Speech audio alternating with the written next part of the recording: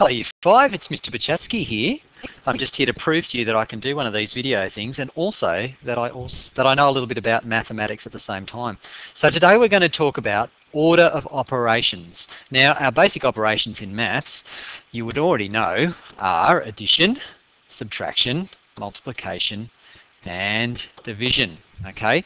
Now what we're going to do today is we're going to look at how do we order those when we look at a number sentence. So what order should we do them in? Now, normally when we do a number sentence, we normally would read it from left to right, wouldn't we? So if we had a number sentence with, say, a couple of different operations in it, okay, like that.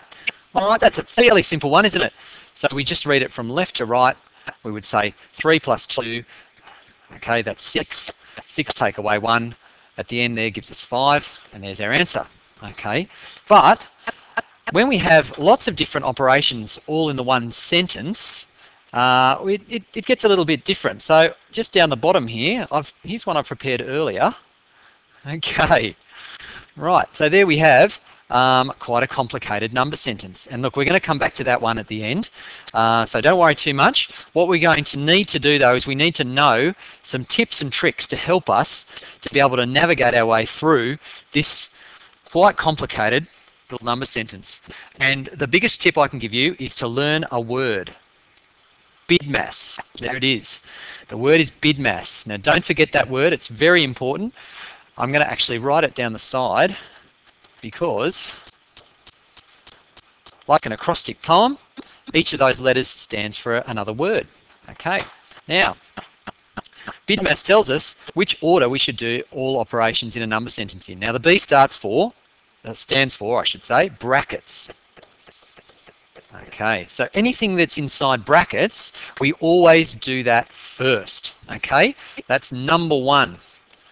All right, that's the first thing we do. The second letter there underneath is I, and some of you will know that I might stand for something called an indice. Okay, now indices are the little numbers that you would see up the top of other numbers like that. Okay, so there's our little indice, the 2, okay, which means, of course, squared, which is the same as saying 4 times 4. We multiply the number by itself again, which means, oops, cancel that, 16. Okay, so 4 squared is 16, and squared, this one here, is an example of an indice, or an index. Okay, so that's what comes next in our order of operations. D and M, of course, you probably worked out already that that stands for division and multiplication. And you would know that these, whoops, excuse my spelling there, guys, multiplication, you would know that those two operations are opposite operations. So we're going to group them together because they're kind of similar in that way. And then our last two are obviously addition and subtraction, and they come last. Poor old addition and subtraction. We leave them right until the end, okay, unless they're inside brackets, of course. So the order of operations, the word is Bidmas, and now you know that that stands for brackets, indices, division and multiplication, and lastly addition and subtraction. Okay, so let's use Bidmas to help us work out what we have here, this little number sentence that we've got going here.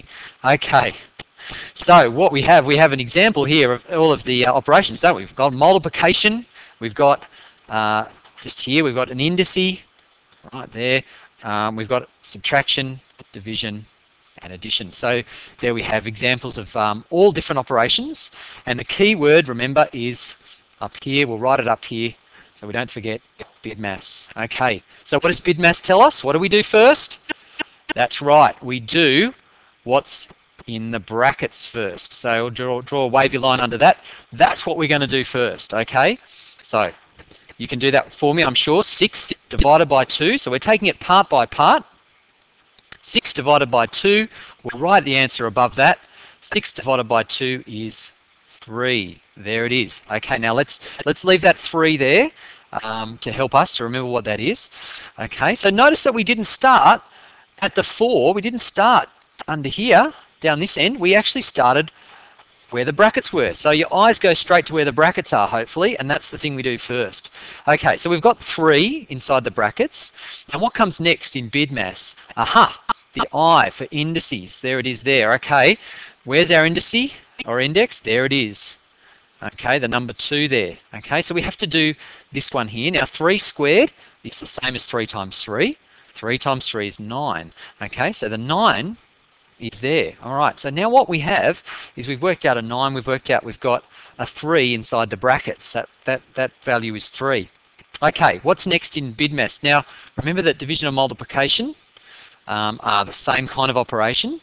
All right, so we've got a division. We've actually already done the division. Fantastic. But we do have a multiplication that we should do, don't we? Okay, here it is. All right, so we've got 4, okay, 4 multiplied by 3 squared, which was 9. Okay, so let's just write that underneath. 4 multiplied by 9, okay, and of course that equals 36. 9 fours are 36, or 4 nines. Okay, so we've got 36, okay, and let me just take this one down here now. All right, we'll pop that down there. We've got the 3 from the 6 divided by 2. All right, so we've done all our divisions. We've done our multiplications. We only have A and S left on Bidmas, addition and subtraction. And we can read those from left to right. So here's our subtraction. Let's bring him down here. Okay, so we've got 36 minus, oh, there's the 3 that we've already got. We'll make that minus big. So we've got 36 minus 3. All right, and then don't forget the plus, there it is, plus 3 at the end, and there's our equal sign. Now that doesn't change. Okay, so what we now have is 36 minus 3 plus 3. Okay, so 36 minus 3 is of course 33, plus the 3, we're adding it back on again, so we're going to end up with the answer 36. Now we've used Bidmas to help us work out what to do first and which order to do all those operations in. That's a quick example for you. Hope you've enjoyed it, and good luck with your maths.